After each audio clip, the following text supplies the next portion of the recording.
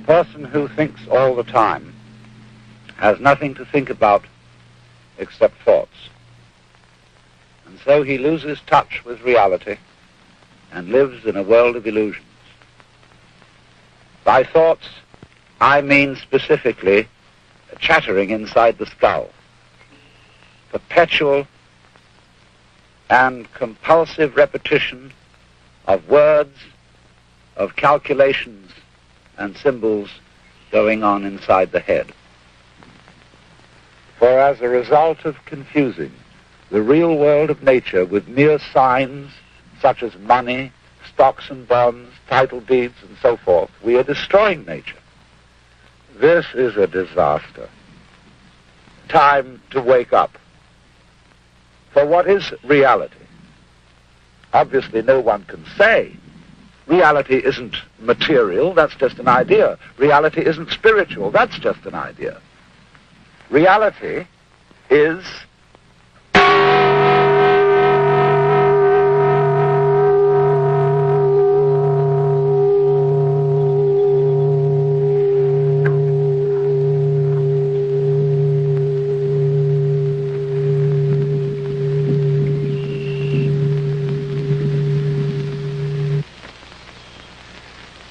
You see, we all know what reality is, but we can't describe it. Just as we all know how to beat our hearts and shape our bones, but cannot say how it is done. To get in touch with reality, there is an art of meditation, of what is called yoga or dhyana in India, Chan in China, and Zen in Japan. It is the art of temporarily silencing the mind, of stopping the chatter in the skull. Of course, you can't force your mind to be silent. That would be like trying to smooth ripples in water with a flat iron. Water becomes clear and calm only when left alone. So, will you try an experiment with me? Simply allow your ears to hear all sounds around you. Don't try to name or identify these sounds. Just hear them as you would listen to music, as when you hear a flute or guitar, without asking what it means.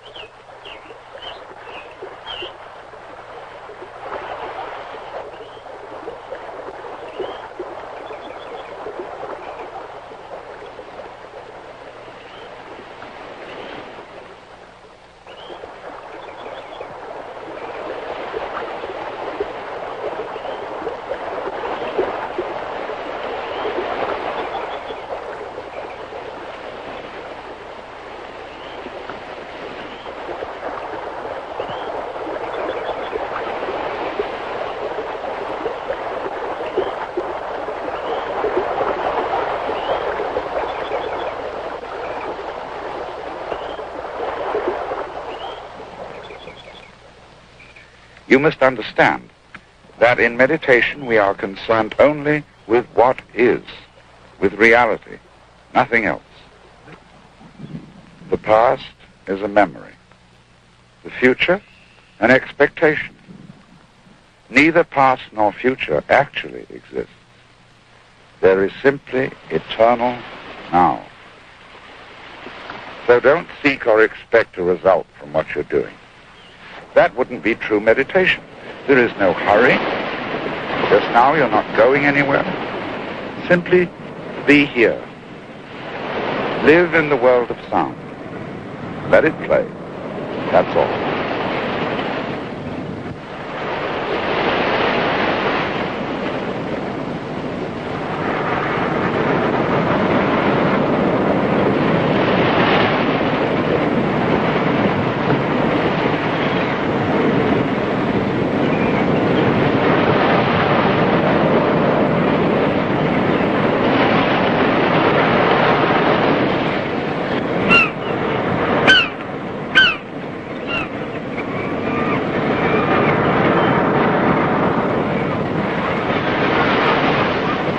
In the world of pure sound, can you actually hear anyone who is listening? Can you hear any difference between all these sounds on the one hand and yourself on the other? Naturally, we use various techniques and gimmicks for helping the mind to be still. And one of the most useful of all is the gong.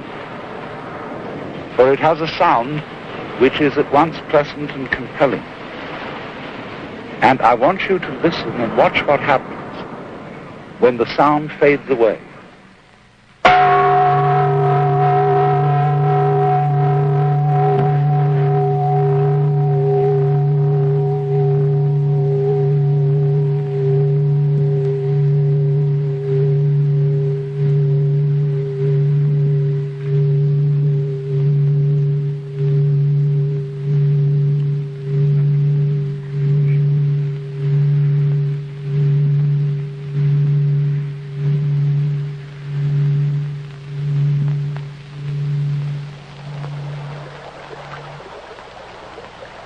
The one sound becomes the many.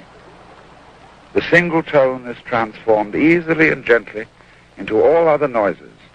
And that's how the universe comes into being, out of the one energy underlying all events. So, if you don't have a gong, you can use your own voice. And use a device which is called by the Hindus and Buddhists a mantram. That is to say, a sound or word or phrase which is sung for the sound rather than for its meaning. And chief among these is the mantram Om, A-U-M, called the pranava, because it comprises the whole range of sound from the back of the throat to the lips, and is so called the sound of God. So why don't you sing it with me, or hum it with me, taking the note from the gong.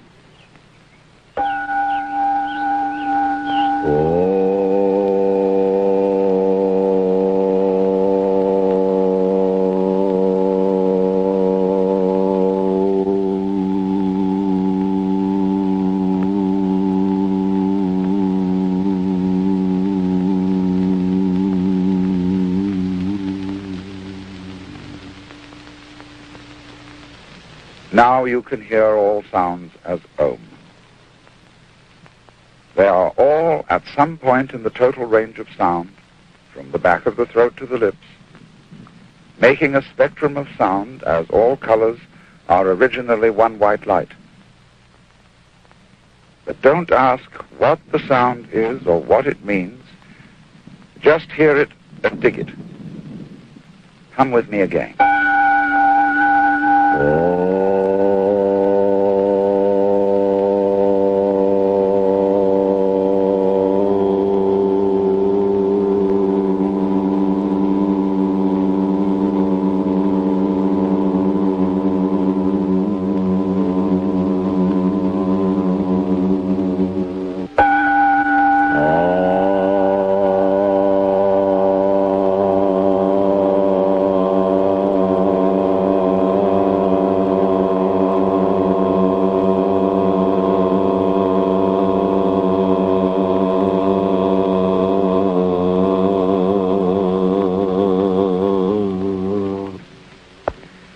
Let me explain again what we're doing.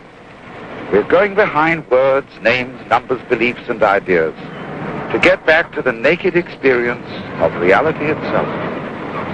And at this level of awareness, we find no difference between the listener and the sound, the knower, the known, the subject and the object, or between the past, the present, and the future. All that's just talk. What is really happening is